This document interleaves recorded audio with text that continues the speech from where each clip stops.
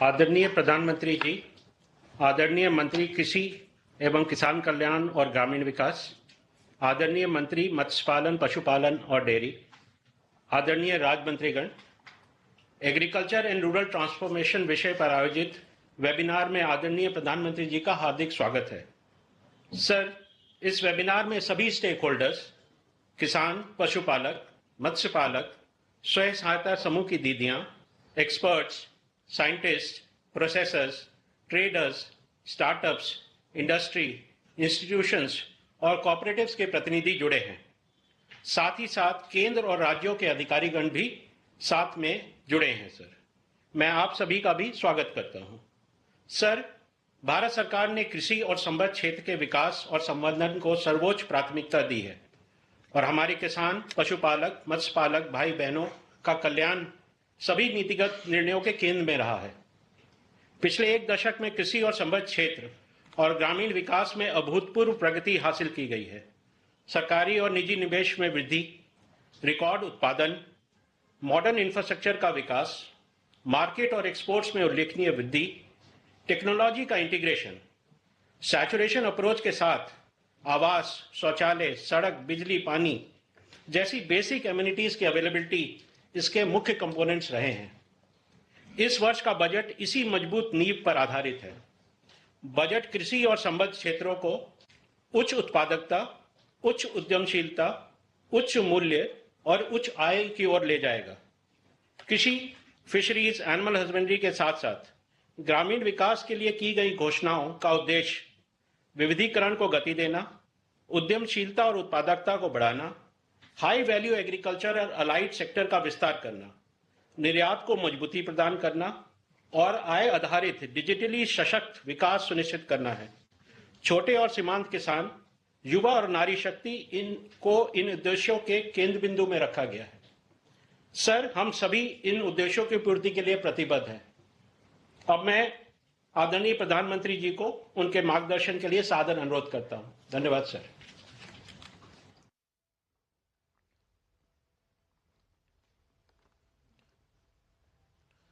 नमस्कार।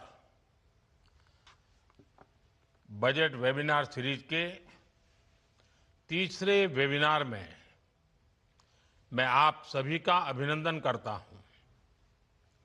इससे पहले टेक्नोलॉजी, रिफॉर्म्स और इकोनॉमिक ग्रोथ जैसे अहम विषयों पर 2 वेबिनार हो चुके हैं।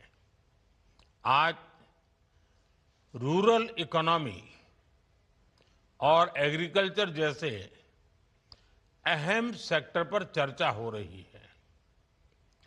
आप सभी ने बजट निर्माण में अपने मूल्यवान सुझावों से बहुत सहयोग दिया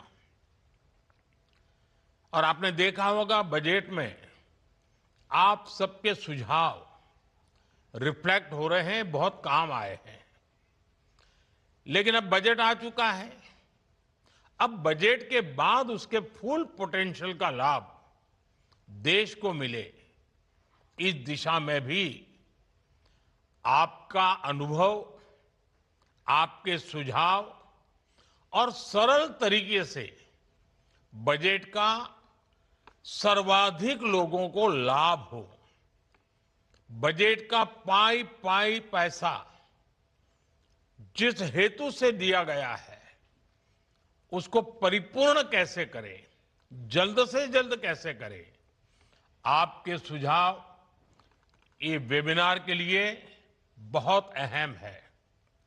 साथियों, आप सभी जानते हैं कृषि, एग्रीकल्चर, विश्वकर्मा, ये सब हमारी अर्थव्यवस्था का मुख्य आधार है। एग्रीकल्चर भारत की लॉन्ग टर्म डेवलपमेंट जर्नी का स्ट्रेटेजिक पिलर भी है और इसी सोच के साथ हमारी सरकार ने कृषि सेक्टर को लगातार मजबूत किया है। करीब 10 करोड़ किसानों को 4 लाख करोड़ रुपए से अधिक की पीएम किसान सम्मान निधि मिली है। एमएसपी में हुए रिफॉर्म से अब किसानों को 1.5 गुना तक रिटर्न मिल रहा है। इंस्टीट्यूशनल क्रेडिट कवरेज 75% से अधिक हो चुका है।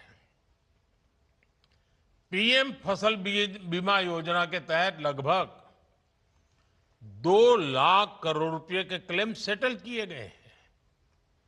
ऐसे अनेक प्रयासों से किसानों का रिस्क बहुत कम हुआ है और उन्हें एक बेसिक इकोनॉमिक सिक्योरिटी मिली है।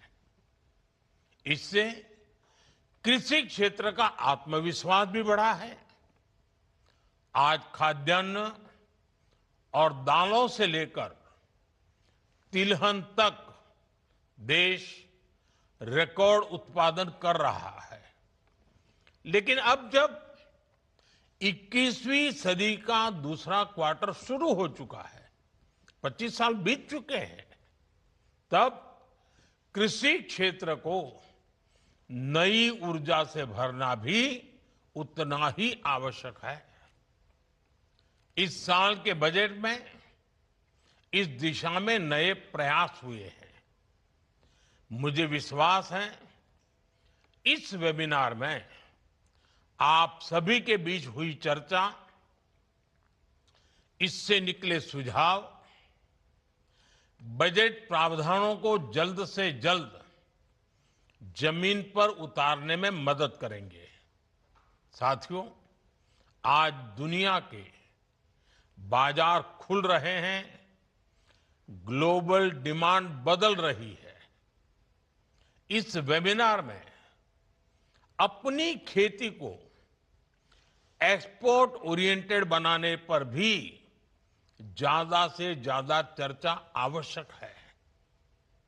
हमारे पास डाइवर्स क्लाइमेट है, हमें इसका पूरा फायदा उठाना है। एग्रो क्लाइमेटिक जोन, उस विषय में हम बहुत समृद्ध हैं। इस साल का बजट इन सब बातों के लिए अनगिनत नए अवसर देने वाला बजट है। प्रोडक्टिविटी बढ़ाने की दिशा तय करता है और एक्सपोर्ट स्ट्रेंथ को बढ़ावा देता है। बजट में हमने हाई वैल्यू एग्रीकल्चर पर फोकस किया है। नारियल, काजू, कोको, चंदन ऐसे उत्पादों के रीजनल स्पेसिफिक प्रमोशन की बात कही है। अब आपको मालूम है, दक्षिण के हमारे जो राज्य हैं, खासकर केरल है, तमिलनाडु है, नारियल की पैदावार बहुत करते हैं। लेकिन अब वो क्रॉप, वो सारे पेड़ इतने पुराने हो चुके हैं कि उसकी वो क्षमता नहीं रही है। केरल के किसानों को अतिरिक्त लाभ हो, तमिलनाडु के किसानों को अतिरिक्त लाभ हो, इसलिए इस बार कोकोनट पर एक विशेष बल दिया गया है, जिसका फायदा आने वाले दिनों में हमारे इन किसानों को मिलेगा। साथियों, नॉर्थ ईस्ट की तरफ देखें, अगरवुड बहुत कम लोगों को मालूम है। ये अगरबत्ती शब्द है ना, वो अगरवुड से आया हुआ है। अब हिमालयन राज्यों में टेम्परेट नट क्रॉप्स और इन्हें बढ़ावा देने का प्रस्ताव बजट में रखा गया है। जब एक्सपोर्ट ओरिएंटेड प्रोडक्शन बढ़ेगा तो ग्रामीण क्षेत्रों में प्रोसेसिंग और वैल्यू एडिशन के जरिए रोजगार सृजन होगा। इस दिशा में एक कोऑर्डिनेटेड एक्शन कैसे हो, आप सभी स्टेक होल्डर्स मिलकर जरूर मंथन करें। अगर हम मिलकर हाई वैल्यू एग्रीकल्चर को स्केल करते हैं तो ये एग्रीकल्चर को ग्लोबली कॉम्पिटिटिव सेक्टर में बदल सकता है। एग्री एक्सपर्ट्स, इंडस्ट्री और किसान एक साथ कैसे आएं, किसानों को ग्लोबल मार्केट से जोड़ने के लिए किस तरह से गोल सेट किए जाए, क्वालिटी, ब्रांडिंग और स्टैंडर्ड्स, ऐसे हर पहलू, इन सबको कैसे प्रमोट किया जाए, इन सारे विषयों पर चर्चा इस वेबिनार को, इसके महत्व को बढ़ाएंगे। मैं एक और बात आपसे कहना चाहूंगा।